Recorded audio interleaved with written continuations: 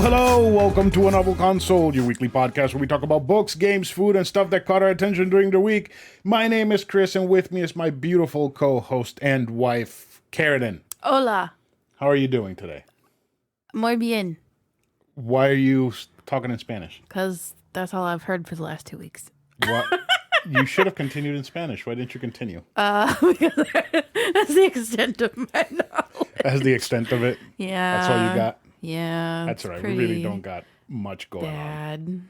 Yeah, we're burnt out. Yeah. Thank God that tomorrow, when this episode releases today, when we you guys will are hearing not be working. Yes, we will be sleeping in. Yes, and hopefully hungover. Hungover? Yeah, because aren't we going to drink tonight after this? I mean, I don't know if they were buying alcohol for us. We ain't got that much. I think we got a little. We got nothing. I can make some hot toddies with a whole lot of nothing.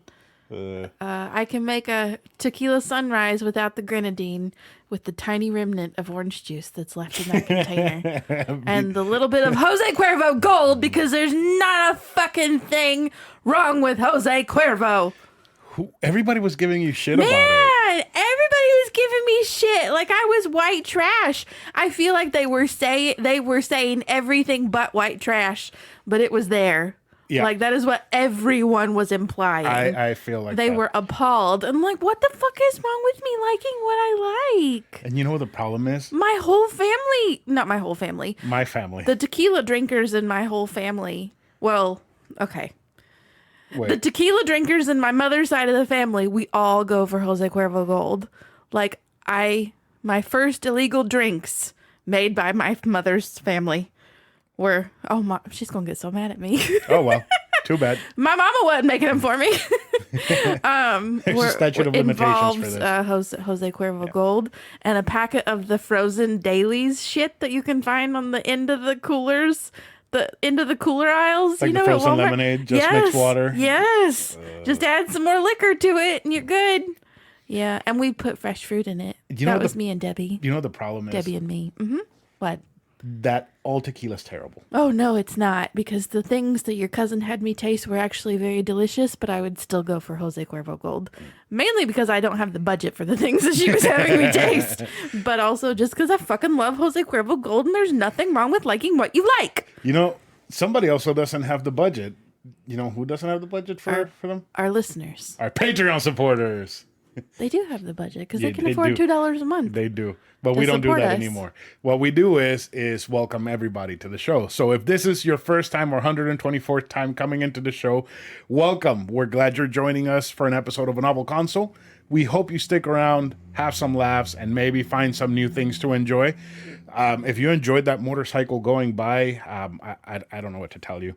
Maybe one day we'll live somewhere that's not up against the road. Yeah. If you want to reach out to us, you can do it on our socials, which is basically at A Novel Console on every platform, or you can email us directly at anovelconsole@gmail.com.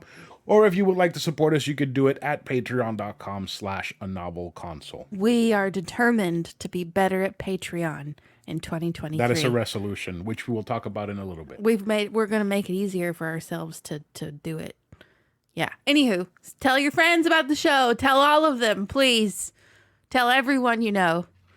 Make that your New Year resolution. Tell all of your friends about our terrible podcast. That's great. Okay, yeah. Tell everybody. Leave us a review if you're willing. Even if it's not a nice review, it helps us be more discoverable if you leave us reviews. Yep. And we have a Discord if you would like to join that. Send us an email, but don't look for the pinned tweet because it's going to be pinned. Yet. When you look for it's not repinned yet. It's going to be pinned by the time this episode. And that way you can talk to us and Burger Champ and Thrack and Mo and Will. Well, I'm thinking about the people who've been on the episodes before. Oh, yeah, and Carmen. Yes, Carmen. Duh. And Carmen. Yes. Jeez. But most importantly, Burger Champ.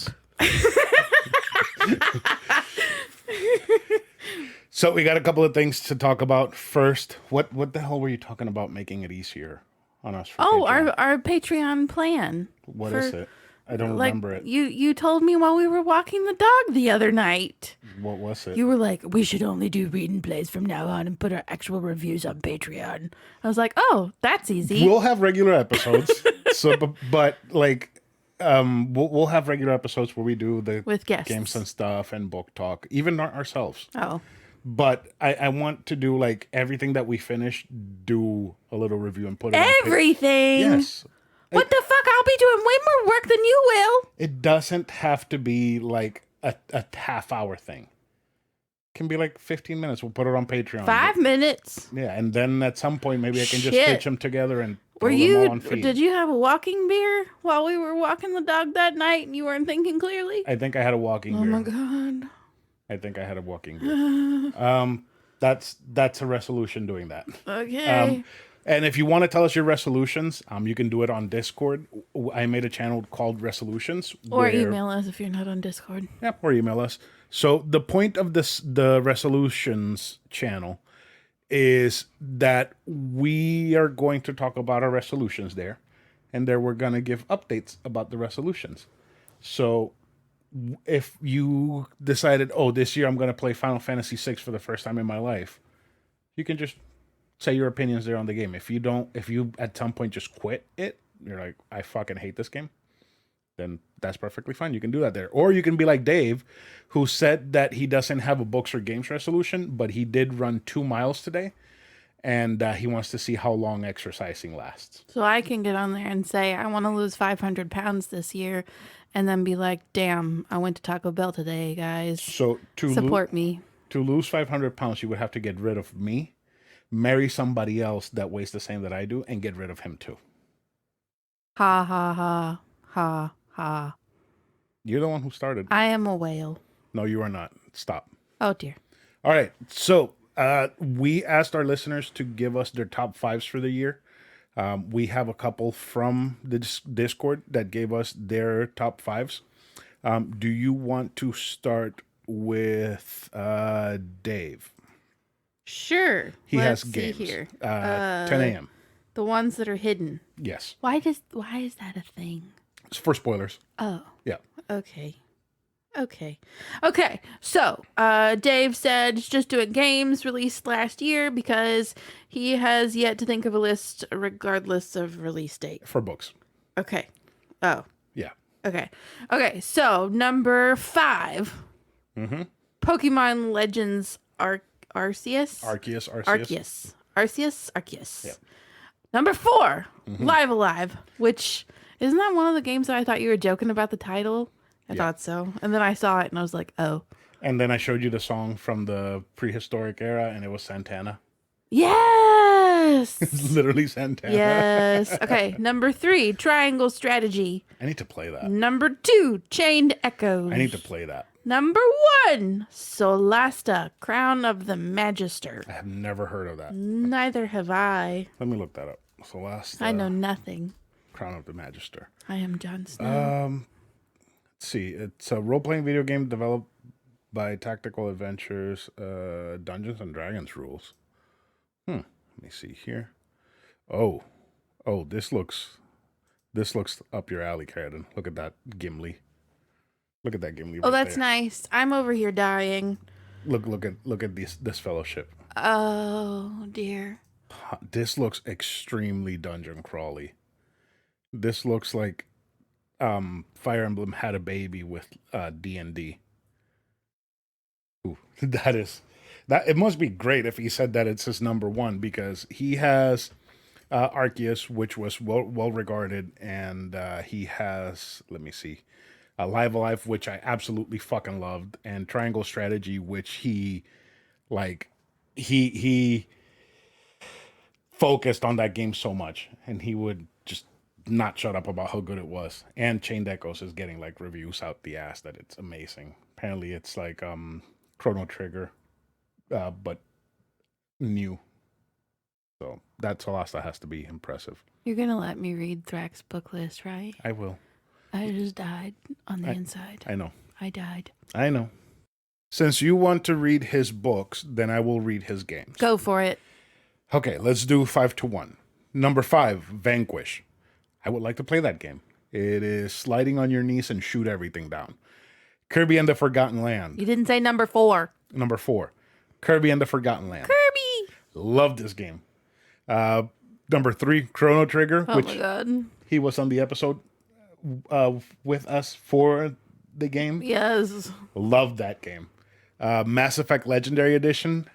I will happily say that I influenced him into playing it, and Burger Champ bullied him into playing it. So it was a team effort to get him into Mass Effect, and he loved it. Yay, bullying. He loved it enough that it's his number 2. And then his number 1 is Yakuza Like a Dragon, which, such a great game. Such an emotional roller coaster of a game. All of those Yakuzas. Fun games. Tell me about the books. Okay. Thrax's top 5 books. Oh my god. Well, first we got an honorable mention. The Max Payne trilogy. Honorable games mention. Yes. The Max Payne trilogy. That I've only played 3, and it was very fun. I've never played 1 or 2. Okay, so the books. Number 5, Postscript. Shoot me in the face. I cannot. Number 4, Story of My Life. Number 3. But I am hurt that is number 3. It's The Hobbit. Was it a reread? Maybe.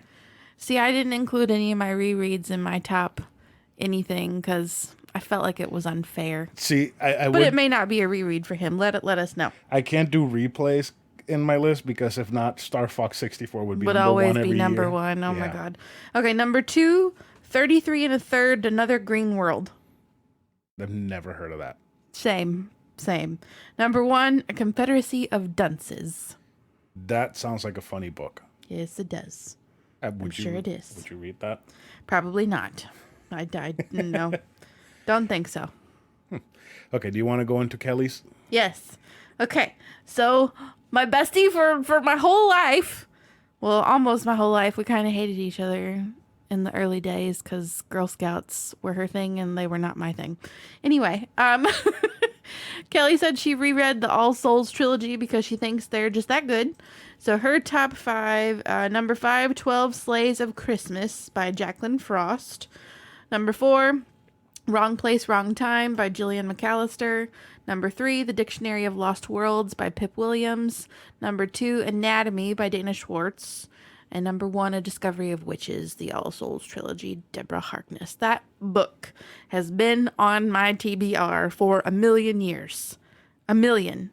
It was on my TBR even before she told me I needed to read it because she loved it so much. And I was like, oh, I'll bump it up on my TBR. It's still on my TBR. It's still there. I think I have it on my Kindle. I haven't read it yet. Did you see Burger Champ's comment on there? Yes.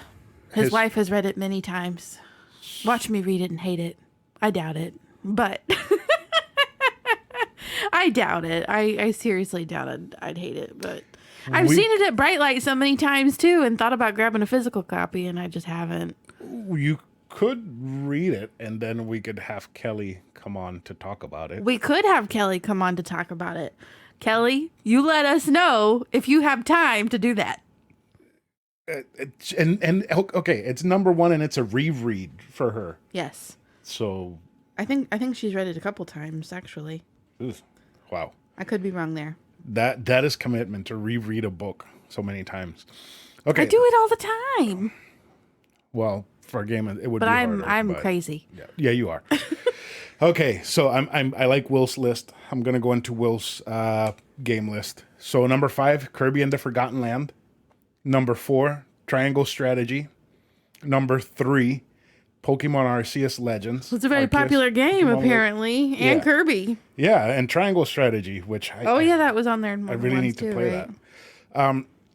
So those 3 were released this year, and then he has 2 and 1, which I think both these games are great. It's Mario plus Rabbids Kingdom Battle. It's the first one where you shoot the rabbits in the face and they die, and it's XCOM for babies, but it's still a lot of fun. And Yakuza Kiwami 2. I started this game when it came out, and I was like, wait, I want to finish 1 before I start this, and I never finished 1. I never started 1. So sad day. I need to do that and go back to Kiwami 2 because that game fucked. That's a good list. Can you read his book list? Books would be tougher. I read a bunch but can't really remember them off the top of my head. How do you read a bunch but can't remember them?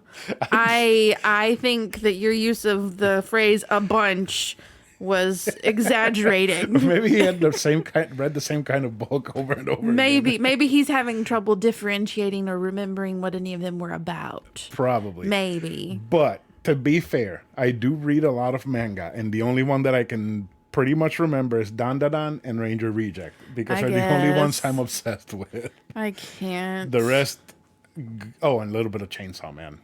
I should reread Chainsaw Man because I don't remember a lot of it. Oh well. I thought you were currently reading Chainsaw Man. I caught up. Oh, okay. But a lot of it that I read, I was falling asleep while I was reading it. Because he always reads manga in bed on his phone, and he starts sleep breathing, and I'm like, he's not retaining any of this information anymore. I'm surprised you don't drop your phone on your face more often. Yeah. It's like Denji's died for the 1500th time, and I'm like, how did he die this time? Oh my gosh. Chainsaw Man is a fucking mess. It's so much fun. Okay, let's see. So, do you want to do Burger Champs or leave Burger Champ for last and me go through Mo? You can go through Mo. Okay. So here we go. Mo. Oh, man. I feel like we're all... so many repeat games. Yeah. Like, okay, number 5, Master Chief Collection. Number 4, Skyrim. I haven't seen Skyrim on a list in so long. It's pretty old, right? Yeah, it's what year is it? 20 in on the what is it?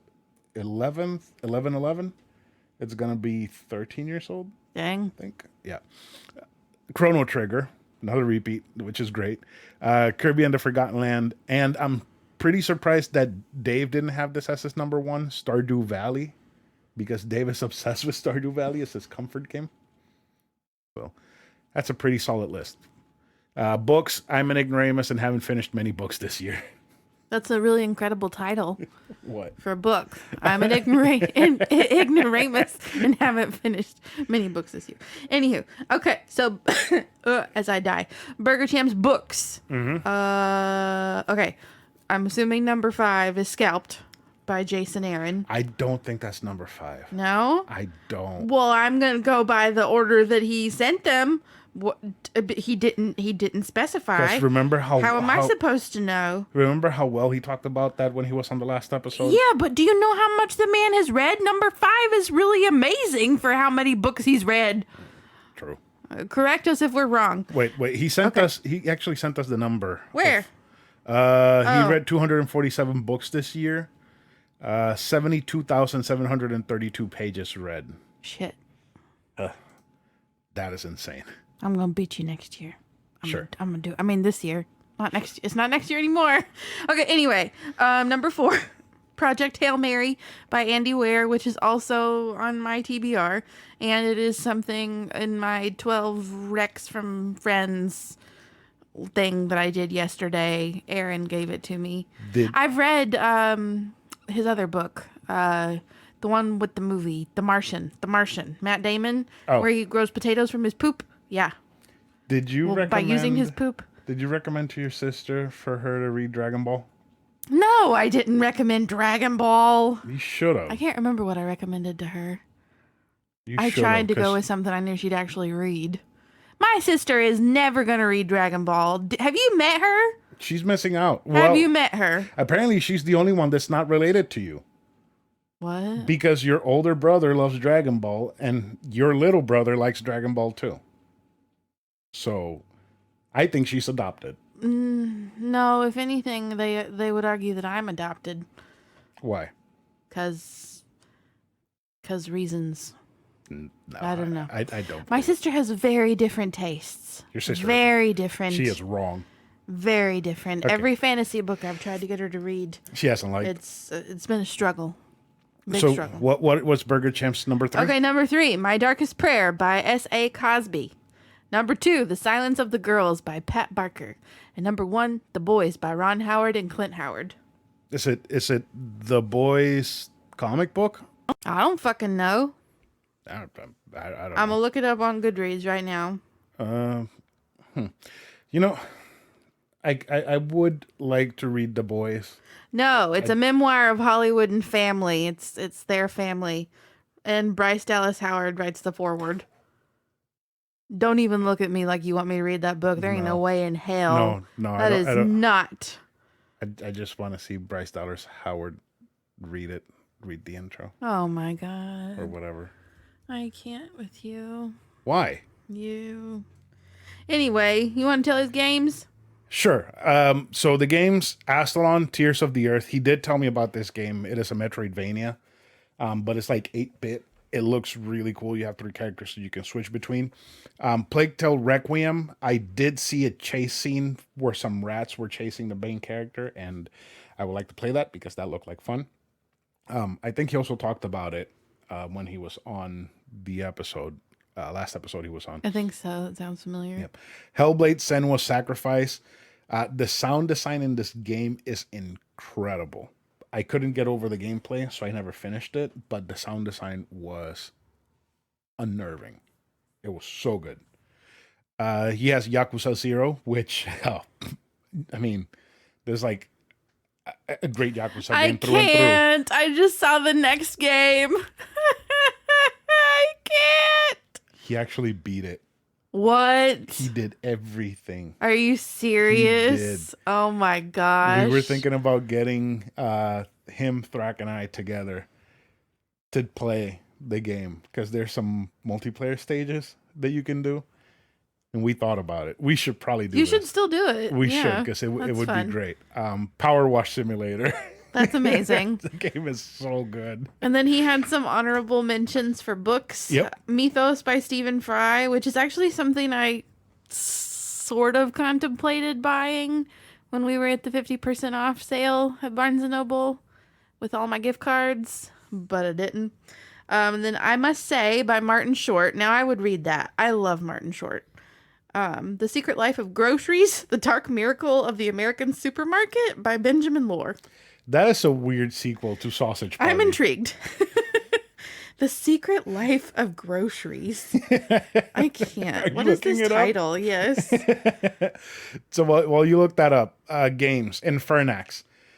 I started this Infernax game, and like the first boss gives you the option of killing it before it becomes a boss or fighting it as a boss. And I killed it before it turned into a boss, and somebody looked at me and like condemned me for doing it. And I'm like, I don't know if I want to continue like this. Like I was judged for my choice. I do want to play it because it was fun what I played. Escape Academy, never heard of it. And Strange Brigade is have you ever heard of Left 4 Dead? I think so. Maybe. So Left 4 Dead is a zombie game that you can play up to 4 players. And the goal is to complete goals while you're being attacked by waves and waves and waves of zombies. Strange Brigade is the same thing, but with mummies and stuff like that. So you're like, I think you're like in a tomb, like ransacking it, and you're just being attacked by hordes of mummies and shit. Apparently it's okay. I mean, if it's an honorable mention by Burger Champ, must be pretty good. Has to be. I do want to see what his number 1 worst game of the year is, which it's probably going to be Tiny Tina's Wonderland or whatever it's called. He's always so mad about that game. He hated it so much. That was so funny. But yeah, that's what we got so far from some of the listeners. Do you want to go ahead and get into some discussion time so we can talk about our favorites? I'm ready. All right, so this is discussion time.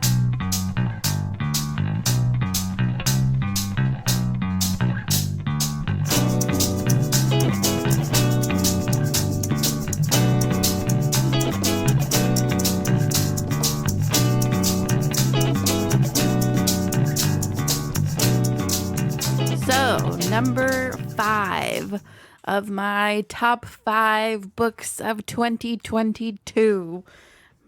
Mind you, I read 155. So, like I said for Burger Champ, these top 5 are the cream of the crop. The cream of the crop, brother. I can't. Do not think that just because it's number 5 that it is at all lesser than. because it is not. Okay. If you say so. And I think I can't remember if I reviewed. I feel like I reviewed all of these on the show. I know for a fact that I did all of these on the show. I don't know for a fact that I did, but I think I may have. So it's one you, one me, one you, one me until we're done. I know. Okay. I Just know. in case. Our normal whatever. Yeah. That pattern. Thing. Yes. Whatever. Pattern. Yeah. That's the word thing, I think. Go. Anyway, okay, number 5 of 2022. It's Remarkably Bright Creatures by Shelby Van Pelt. It was published on May 3rd of this 2022, not this year anymore, by Echo. And it is one of the most precious, heartwarming books ever. It gave me really strong The House in the Cerulean Sea vibes. It is a very feel-good, beautiful story about an octopus who is the smartest and most adorable octopus ever. I read his voice. Well, I couldn't read his voice this way because it was an audiobook. But if I had read the physical book, I would have read it in Ed O'Neill's voice because he was Dory. the octopus in Finding Dory. And I love him a lot. Who doesn't love Ed O'Neill? Right? This was just an amazing book. Amazing. I cried like a fucking baby.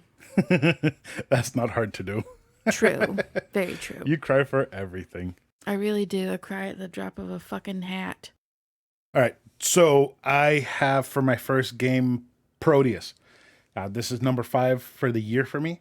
It released on September 23rd, 2022. I played this on Xbox. It is the first Xbox game that I reviewed on the show. Isn't that crazy? That is crazy. I didn't have an Xbox before. I have one now. It's fun. Anyways, so this is what Doom would be like today if it came out today, but in the style of old. It's all pixelated, super bloody, super gory, fast. Yuck. You have a shit ton of guns to kill monsters with. The story is nonsensical. This is the plot from Wikipedia. The player assumes control of a corrupted agent of Proteus, the mysterious creator of the player and the game world. The only goal is to destroy Proteus and anything that gets in the way. Short, sweet, and to the point. Okie dokie. That's it. Just go kill. Kill. Have at it. Rip and tear. But in a different... Mash. In a different... rip and tear is like a thing that the Doomslayer says in Doom. Oh. Yeah. So it's like rip and tear, but in another universe. Oh. Yeah. Okay.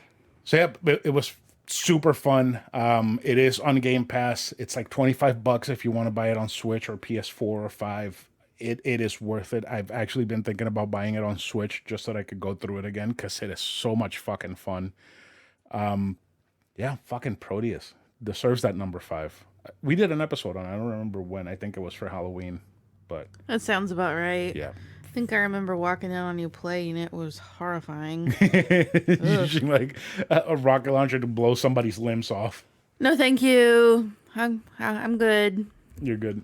What's your next book? My next book, number 4, is Iron Widow by, how do you say this name? How did you guesstimate? Iron Widow, Shiranjai Shao. Yeah, that person.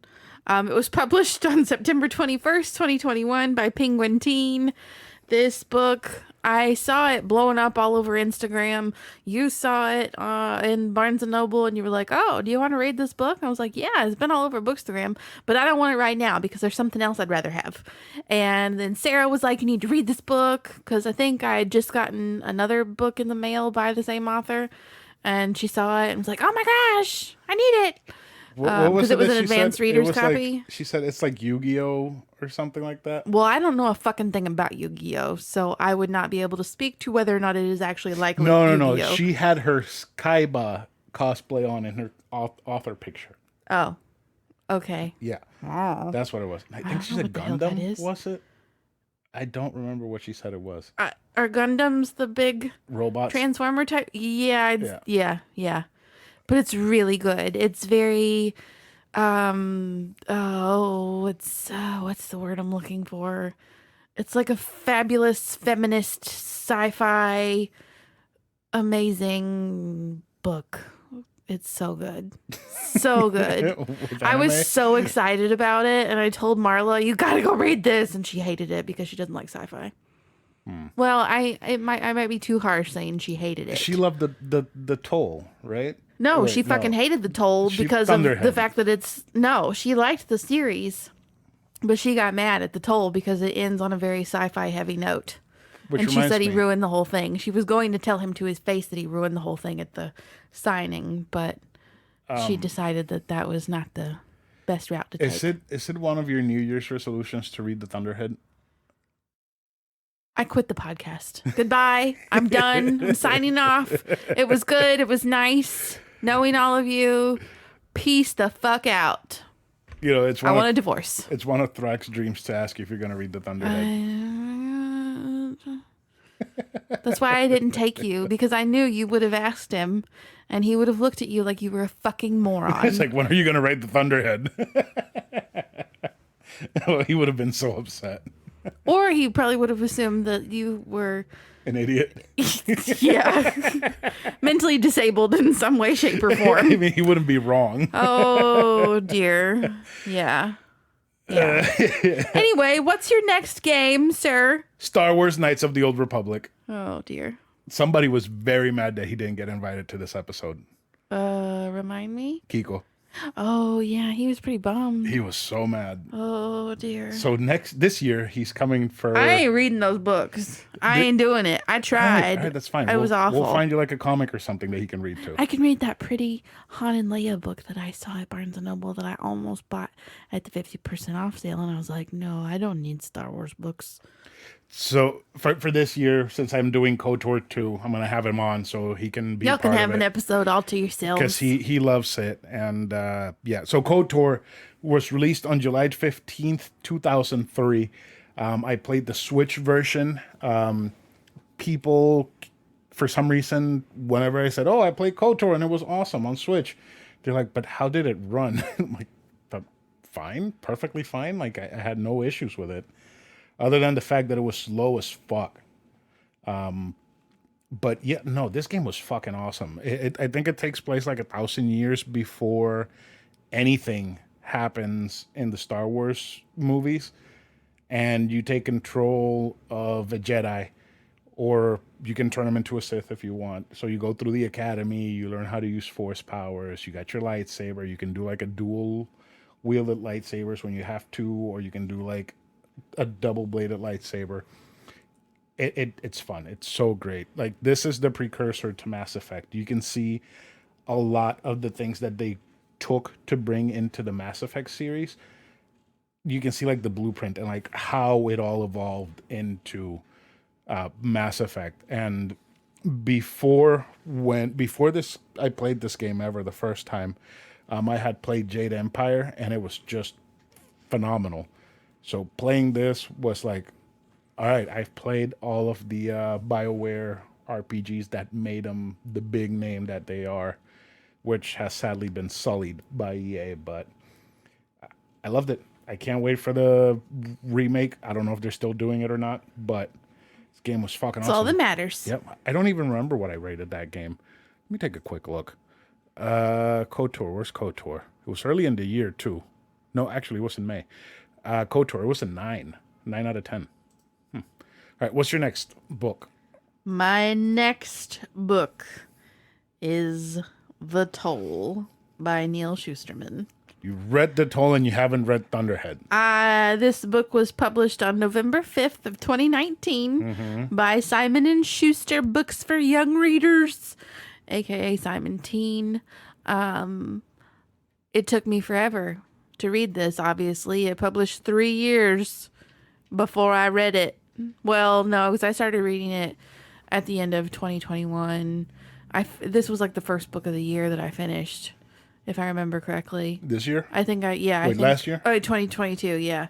I think I read most of it in 2021. I just bled in. I feel like it was like the first review I posted on Bookstagram.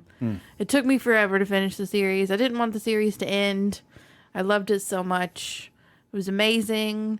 If you like utopian dystopias, go read this book. I mean, this series. Do it. It's amazing. Utopian dystopia? I know, but like I'm thinking about the logic that he used to explain how he came up with the idea. because he had the other dystopian series that came out at the same time as Hunger Games, and he wanted to write something that was dystopian but different. But like if it works, if it works, exactly, and it does work. It's just you still have those bad eggs, just like you do in every world, you know. So yeah. You know, now that you say that, Star Wars is a utopian dystopia, right? Because you have like your cities like Naboo and Alderaan that are like utopias, but then you have Mos Eisley and no, I don't. Maybe. You got like the balance of good and evil. but like the balance of everything's right and then the balance of everything's fucked. No, I would argue that Ark of a Scythe is far more utopian. This can wait until May. I don't know why we're talking about this now. Anywho, number 3. Yes. Kirby and the Forgotten Land. What the hell? Almost every single fucking person said Kirby and the Forgotten Land. Except Isn't Burger this the Champ. one that made you mad, where he swallows a car and he's a little car driving around? No, the one that fucking, what's it called? The one that put the fear of God in me. Yes, this one. Where he ate the car and I was horrified.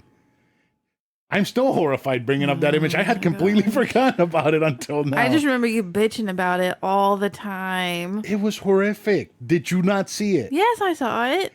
It was weird. His little feet dangling in the back. It was weird. It's like taking a whole human and stretching it out over a car and then watching the legs fly in the air while the car's driving. It's horrifying. Anyways, this game was great. I fucking loved this game. And you know what I liked about this game? What? Apart from how much fun it was, is that it was a ton of fun to talk about.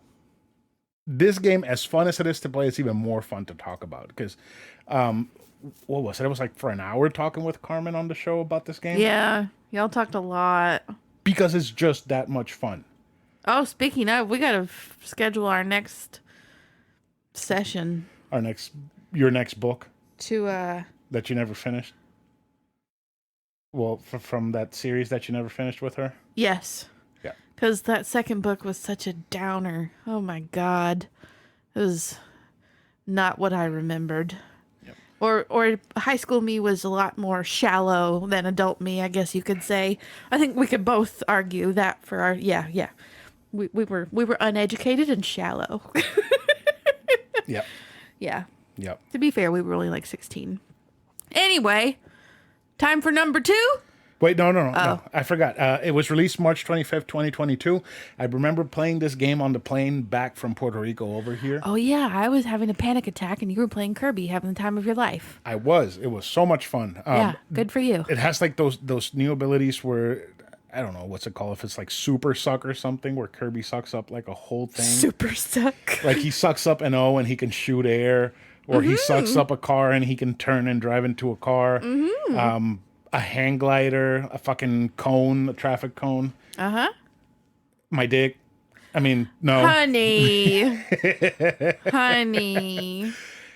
It's fun. It's a really fun game. And like it's easy from like the start till the end of the story. But then after that, like it opens into these really challenging levels that are just so much fucking fun to play. It's like they're not super challenging. They're just like, if you miss one thing, you have to repeat the whole stage, and the stages are long.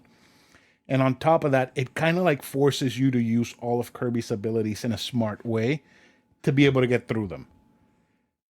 I love this game. It was fantastic. Like pretty much everybody that sent in their top 5s had it on their list on like 3 or below. It's because the game is fucking good. It's pretty awesome. Yeah. Okay. Number 2. Yep.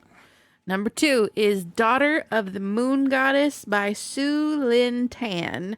Let me pull up the publication information because I forgot to do that before I started talking.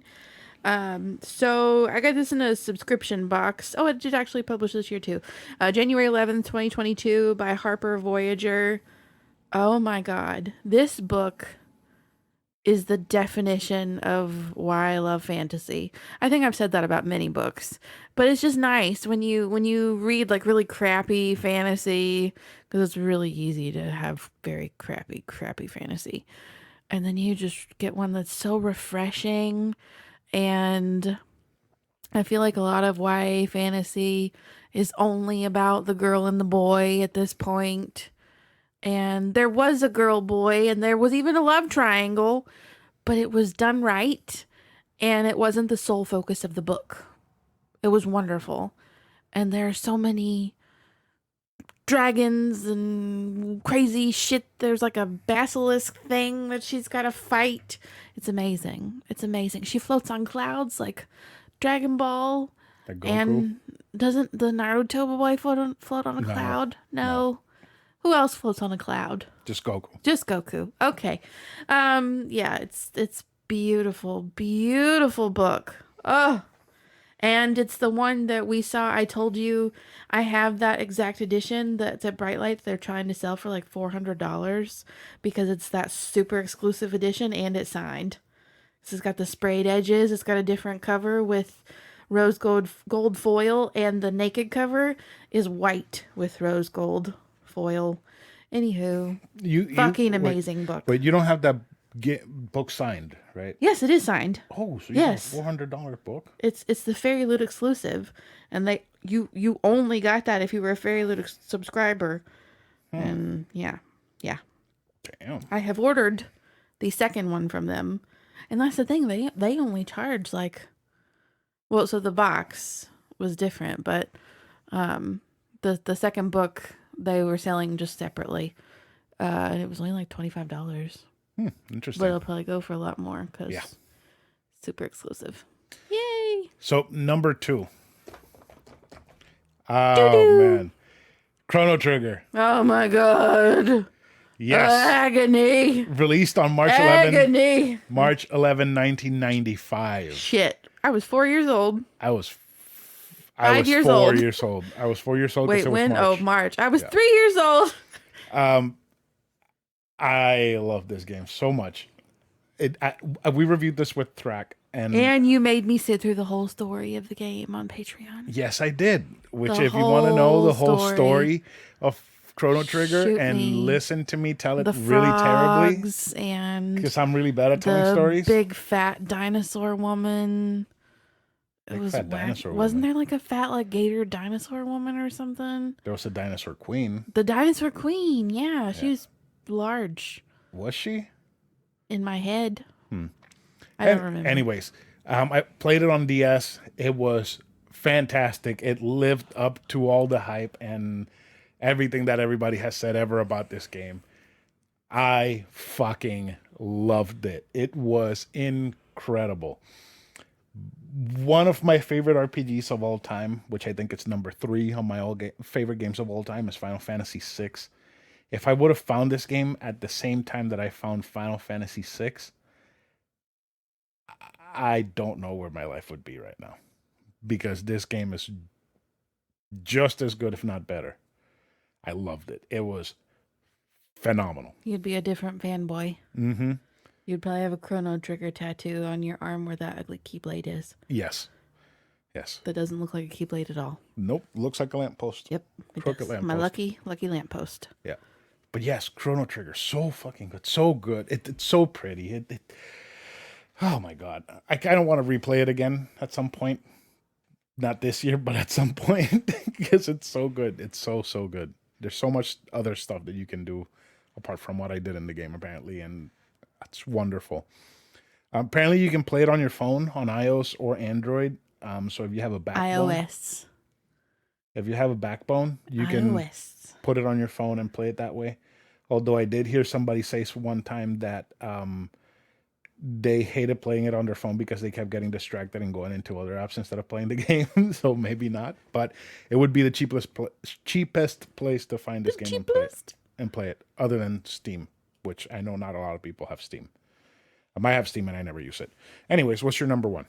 My number 1 book of the year is Fury Song by Rosaria Munda. It is the final book in the Aurelian Cycle trilogy. It was published on August 9th, 2022 by Penguin Teen, but I got to read it earlier than that because I got a review copy. Woohoo! So this is the conclusion to that series that I've talked about before with the dragons and the kids, and another series that I also said this is the definition of why I love fantasy. Once again, it is the definition of why I love fantasy. And I really love a good what's the word I'm looking for here? I lose respect for authors who kill off main characters and then bring them back to life, except for Akira Toriyama, because it's goofy enough that you expect it. It's the stakes are high, but they're goofy stakes. They have googly eyes. Whereas, in my super high fantasy Fae world, oh my god, I gotta go somewhere with this because they're not goofy stakes. I need everybody else to have this mental image. Okay. I know you have never seen Conker's Bad Fur Day or What? Banjo-Kazooie. What? Just picture a cartoon steak, right? Cartoon steak with two little eyeballs on its head, like a slit like a Muppet open, going like bouncing up and down with its mouth open, like that, and just going like with the song and the steak bouncing like that. That's what I pictured when you said goofy steaks. Shoot me. I can't. It's funny. That's ridiculous. Well, you said goofy steaks. I can't. I can't. So funny. But yeah, so I don't want to spoil it for anything, but she definitely kills off some main people characters that devastated me. But I can appreciate it. That's one of the reasons why I loved The Fault in Our Stars so much. And one of the reasons why I loved the Divergent series so much, even though so many people were so fucking mad about it and the movies were trash. That's why they didn't ever make that last movie. Divergent? Yes. They never made the last movie. Huh. Well, I think they may have. I'm trying to remember. I never watched them. I only watched the first one. I think they may have made the first part. I don't think they did of the last, but that series is old enough. I'll just go ahead and tell you, she kills off the main character of the series. Divergent? The main character, Shailene Woodley, dead. And people were enraged, but it made sense. I'm like, I have so much more respect for her killing off this beloved character and not bringing them back with magic and shit. So much more respect. Mad respect. Yeah. I mean, it's kind of like the end of Mass Effect. Like, where do you think it's going to go? Like, right? What other ending do you see? Right? Like, I mean. Yeah. Hey. But that whole series is dynamite. You need to go read it. Everyone, please. Please. So I don't know if I should just talk about my number one game because everybody else already knows. I don't think. Oh, no, I know. Never mind. Well, since you know everything, why don't you just tell me what my favorite game of last year was? His favorite game of the year was Cyberpunk. 2077. By somebody. Published on something by somebody. Published and developed by CD Projekt Red. And it was released on December 10th, 2020. And I remember the big posters all over the Best Buy windows. Yes. Everywhere. Yes. And I regret not buying a V action figure because now I'm looking for them and they are so expensive. I can imagine. This game is so good. It's so I thought you were going to hate it. Good. And I think everybody on Patreon thought you were going to hate it. Like, oh, let's show this bitch. They were and you loved it. They were like, fuck you, you're going to hate it. I was like, nope, loved every favorite second. Game of the year. I wish I could say I feel the same way about any of my Patreon choices. What did I say that I put like 85 hours total into it, doing every single ending? That's more than 2 weeks of work, honey. Yeah. Oh, hello, Play-Doh. That's Play-Doh if anyone can hear. There's dogs and people are in an apartment. Yes. Yep. I love this game. It's so good. Like, and then they did the Cyberpunk Edge Runners anime, which just made me want to play the game again. But I am probably going to play through the entire game again once the DLC for this game comes out. I fucking loved it so much. It was so good. It was so fucking good. And that dog is agreeing with me. I think we were going to do honorable mentions, but we will save our honorable mentions for the Patreon episode where we tell you literally every single book and game that we read and played this year. Yeah, so it's going to be a beefy episode. But it'll still be like a reasonable length because we're not going to go into detail about every single one. Not a lot of detail. We'll go into like snippets here and there. So before we go, just a couple of things. Cyberpunk is amazing. Buy it, play it. You're gonna fucking love it, especially if you watch the anime first. It is super futuristic. It's on Netflix. It's on Netflix. The anime, yeah. So just think of this game as Fallout in the future. Cybernetic. Doesn't Fallout happen in the future? Yes, but it's after nuclear war. Oh my god! So imagine the nuclear war never happened. That's this game. I can't. It plays just the same, but it's so much better because it has cars and shit, and you have the Grand Theft Auto meets Fallout. Yeah, you have the incredibly handsome and talented Keanu Reeves with you the entire game. So wonderful. Such a wonderful game. And guess what? In the DLC, Idris Elba is going to be one of the characters. Ooh. Yes. He's one of my boyfriends. Exactly. He's got based on his voice alone. Beautiful men all over the game. Beautiful man. Yes. This was a 10 out of 10 for me. Like that's impressive. I love That's really game. saying something from you. And it's a game that doesn't have a pedigree. You're gonna come up here with some bullshit and be like, "This was my favorite game of the year, 7 out of 10." No, it's like it didn't have a pedigree. Just out of nowhere comes out. It's playable. I started 2 weeks later, or like the day after the PS5 upgrade comes out. I play it. Oh, fucking beautiful, amazing, so good. Everybody needs to play this. I already told Thrak that once he buys his Series X, I'm gonna buy him, gift him the copy. Cyberpunk. Yeah, because he needs to play this shit.